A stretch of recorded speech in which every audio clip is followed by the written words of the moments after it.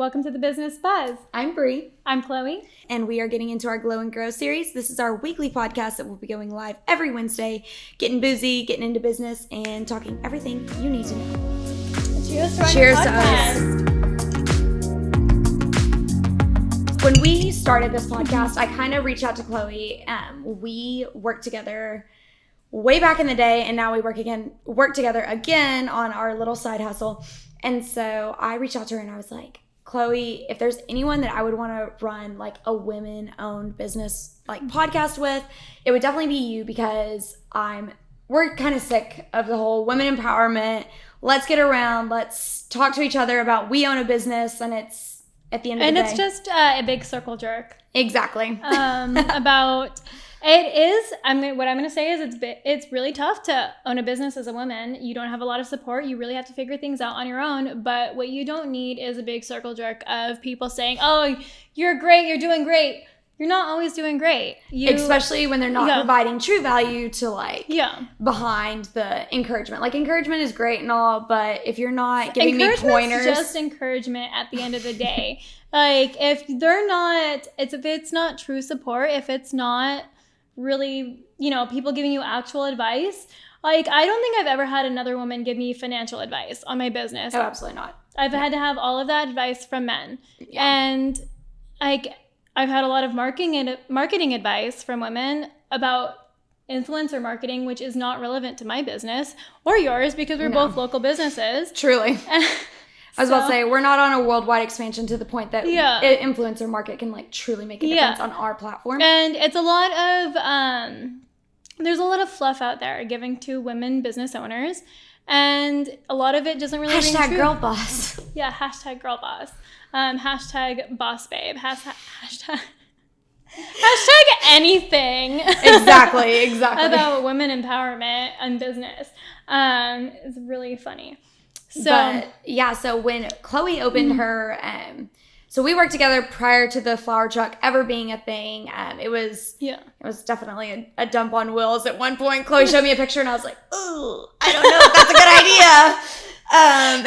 It came out beautiful. It came out beautiful, like black framed out windows, marble siding. It's stunning. And now she's got her own storefront. And so I kind of want to dive into Chloe's background and where her business came from. Okay. So mine's a little bit different. I went to business school, and my background, my degree is in entrepreneurship, and my minor is in finance, which is a very different thing from most women, because women don't have an interest in math, and women don't have an interest in finance. So my background is in entrepreneurship. It's in finance. It's in venture capital. And when I graduated, I really wanted to start my own company. And I had a friend who was really interested in florals, and my interests are in business. So I did a market survey, found out there are some major gaps in the market in Houston for florals, and she wanted to maintain that as a hobby. And I decided to start a full-on business, so I bought the truck. My family remodeled the truck, because it's what my family's background is in, is remodeling vehicles, redoing trailer trucks, doing food trucks, and that was pretty easy for us to go into. And then I did the whole business side of the flower business and learned it. I learned about flowers, learned about where they grow, learned about the whole process and designing, a lot of stuff. And then eventually we opened up the store, and that's where we are today. So it's seriously insane. You walk into her store, and it's so great, because you walk in and there's always a designer on hand to put together a bouquet and stuff. And I go in and I'm like, our home is very minimalistic, and I want these colors. And Chloe's like, oh, and it's a beautiful bouquet. Yeah. Meanwhile, I go to somewhere else and try and buy flower stems, and I'm like, here we are with two daisies and a rose. Here we go. Yeah. Okay. So Bree, tell me about how you got started with Girl on the Glow. So I come from a little bit of a different background. Whenever I, did the whole college thing, I graduated a year early, and I was valedictorian. But going into college, I decided that I wanted to be on ESPN. So instead of going to a school that would have been completely paid for, I went to Baylor University, which is a private university and does not take the valedictorian scholarship. So I cheered there for a semester, realized I was broke, and left. I eventually moved to Houston after about 2 years of just hustling in the industry. And for by industry, I mean like the service industry. Yeah, so that's where we met. Slinging vodka sodas, slinging beers. And then I moved to Houston, chasing my now husband. And I know. And when I did, I got enrolled back in school, realized beauty fades and being in the industry kind of gets a little difficult once you hit like 26, 27. Say 30. Say 30. Say 30. For me. Yeah. Say for Shut me. up. Oh my God. Shut up. Say it for me. Okay. Say 35. Let's say 40. Yeah, truly. 40. Being in the industry 40. gets a little tough after about 40. I'll be in the industry till I die because like quick cash, come on now. I know. What else are you going to do for that amount of money between like 10 p.m. and 2 a.m.? Exactly. Truly. And so I kind of got inspired this year because my dad had a little bit of a melanoma spot removed last year. I got into skincare and was like really, hitting 23, got to make sure we're avoiding those wrinkles, So I realized that, my number... I'm only 25, so I agree. I just hit that page.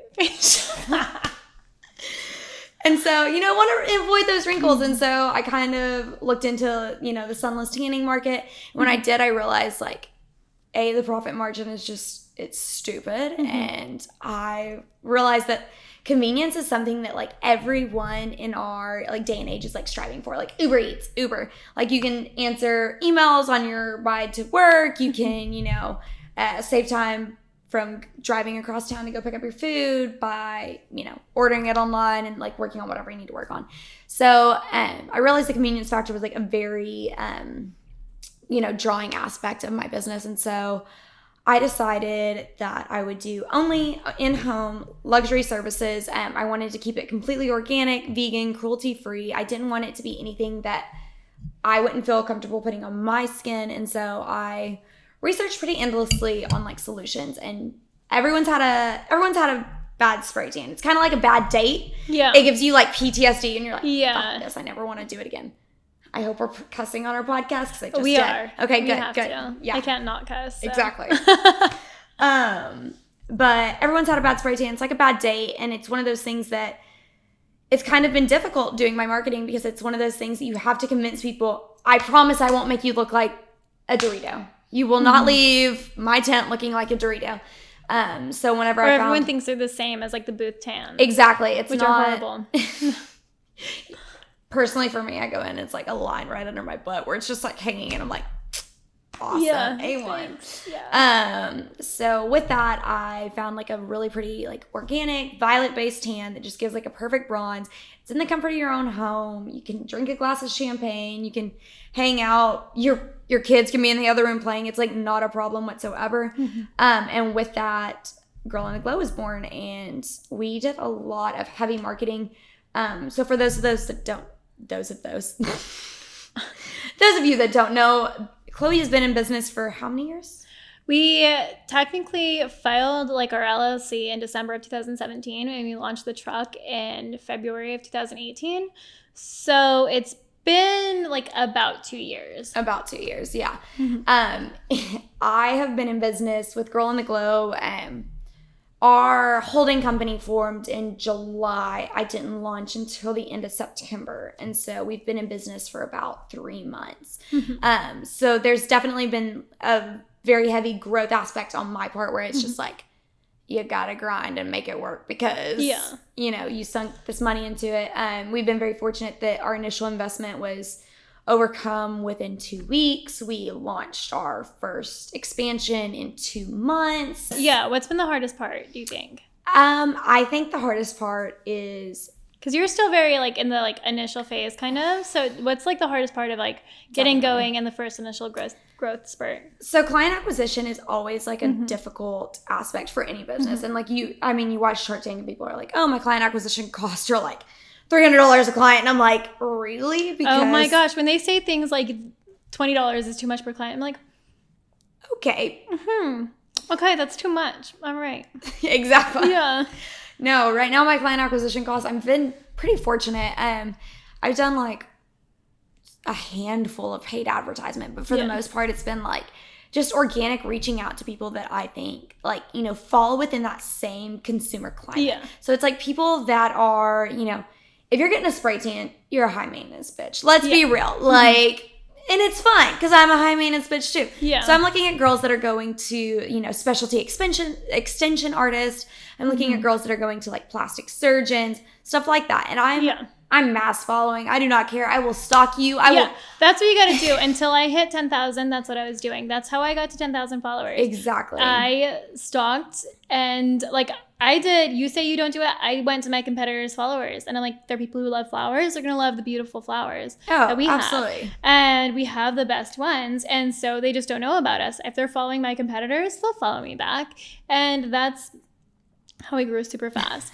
Like I just mass followed all of my competitors' followers and that was it. And that's the biggest growing thing. And then just, I mean, obviously general content. You have to be posting multiple times a day on your timeline and then posting like every hour on your story. Exactly. I can't imagine like a world where I'm not on an Instagram story, like standing by the window, like trying to get that good lighting when my husband comes home.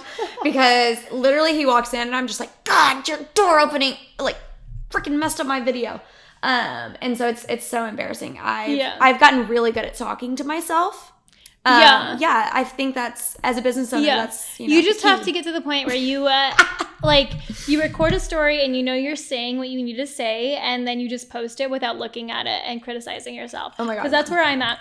But I'm also to the point where like I have someone managing my stories. So like that's a different point where like in 2019, in 2018, by the end of it, is I wanted to be at 2,000 or 10,000 followers, which wasn't at the end of 2018. And, but we were on a really good path, a really very steady path. And then by the end of 2019, which is like right now, we are way over 10,000. Yeah, y'all are killing it. And then I'm like, I have no interest in doing this anymore. Like you're like, pass it on to somebody else. The stories, like, they just want to see flowers and like I take a bunch of flower photos and stuff, but it's like being on there and like engaging and everything. It's just not, as a business owner, what I find the most value in myself in. Definitely. And so I've outsourced it. And that is honestly, like, it's great because she's doing a great job. She's very engaging with followers. Your stories look amazing. Yeah, literally. And it has been an amazing move in my company because, like, before I wasn't that involved in stories. Really? Like, it was pretty hard for me to be active, posting once or twice a day, just on our story feed, or not our stories, but on our like timeline. And now she's posting really great content because we set out every week. We set out on Monday or Tuesday and we plan out our social media plan for the entire week. So any promotions that we're going to do, we tell her about and she's going to post about them. Like the holiday calendar. We tell her about our holiday calendar. We tell her about any promotions, any events we're going to be at, anything we're going to be doing. And so she has all of that information and she can be not only posting that on our stories, she's engaging with our followers. So anytime anyone messages us, like for me, it's not that important for me to be just the point that we're at in business. It's a little bit farther along. So like for me, engaging with every single follower is not as important. It's not priority, It is very important for our brand, but it's not important for me. Like people don't care if I am the person responding to them. They care if it's Pig Flower Company responding to them. So it's a different sort of thing. So she responds to all of our messages. And if there's someone like, you know, there's someone asking about their order, if there's someone asking about like a tip or someone asking about what we have available or asking about something like a custom order or like someone's asking about their wedding, then she'll direct that to me and she'll say, this person needs a reply from you directly. But if it's just someone saying like, I love this, then she can write back and say, we love you. Yeah. Or thank you or something like that. Yeah. A different point to be in. And it's one of the best investments I've ever made in my business. I imagine. There's, because I have an issue with kind of delegation. Like I'm a little bit of a control freak. And so I can't imagine like hitting that point right now. But I do remember reading that it was like, you're never going to find somebody that cares as much about your business as you do. And so once you find somebody that's hitting 80% of that, like pass it Well, and then on. there's so much that other people can do better than you can do. Exactly. So I am not an accountant. And I've done my accounting up to this point, but one of my big 3 for this year was a business lawyer, because I've had my like contract lawyer who filed like my paperwork. Yeah. And then there's a CPA and a marketer. And those are my big 3 for this year, because those are the 3 things that like I feel confident and competent in my abilities. But I know that a professional in those industries can do astounding things, like way better than I can. And a much more efficient job. And so then you paying can free them up your for that. time. Yeah. But you have to get to that point. And that's kind of like my big thing is like you have to like work that hard to get to that point. You have to do your accounting to that point. You have to do your marketing to that point. You have to do like any sort of like legal negotiations. You need to understand that, because like even if you're getting a lawyer, you have to be able to, like, a lawyer is going to do a bare minimum. And you have to be there like kind of on their back, making sure that they have your best interest. By the way, add this. We need to add an addendum for this. Yeah, saying like, I read through the contract and the wording you used, and I don't think that this is the best wording. Can we do wording more like this? Like that sort of thing. You have to just have that understanding of your own business and have your own understanding of the accounting and the legal and the marketing and whatever else might be involved in your business. I worked for a long time with like a chemical company, and I literally had to go to the lab and study the chemistry I had to study the chemistry process of developing our product, so that way I understand like how it works down to the molecular level, and that is invaluable to me, because like now I understand down to the farming level on flowers, because like it's just something that like I understand all the way down the chain. Like you have to understand too, like the same thing in your industry. You have to understand 100%. You have to understand that your tans have a violet base. You have to understand how that works with different skin tones. You have to understand your products down to a molecular level. Exactly. And you just have to do that stuff until you're big enough where you can afford to, is the big thing. Hiring out professionals in your industry. Yeah. And the most terrifying idea to me is hiring out.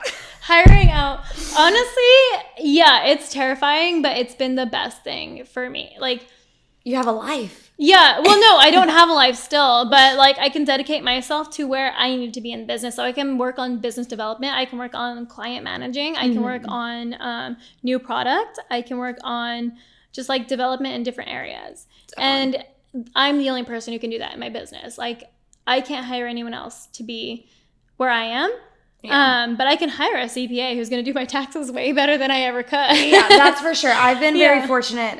My CPA is my father-in-law, so he's been doing my pro bono work for me, and I'm like, thank you so much for that. Yeah. But yeah, the amount of time that I spend on just like the minuscule little task, and I know it's like you've got to pay those dues. You've got to pay those dues so that eventually you can pay somebody else to do them for you. Yeah.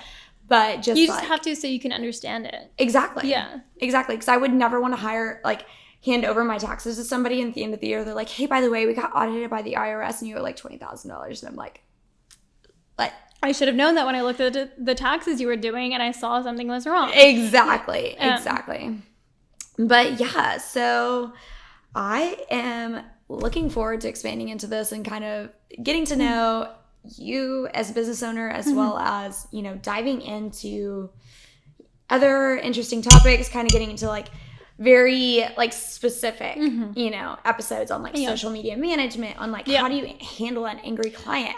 All right. Well, I am so excited for where this is going to go. I am so pumped. And next time I will be on the same level that Chloe's on, but somebody went to dinner without me. So here we are.